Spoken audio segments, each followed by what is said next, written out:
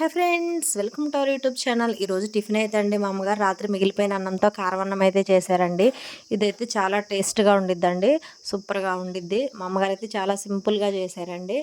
మనము మిగిలిపోయిన అన్నంలో ఫస్ట్ కొంచెం పచ్చి నూనె, తర్వాత సాల్ట్ వేసుకొని మొత్తం అన్నం అంతా కలిపేలాగా కలుపుకోవాలి.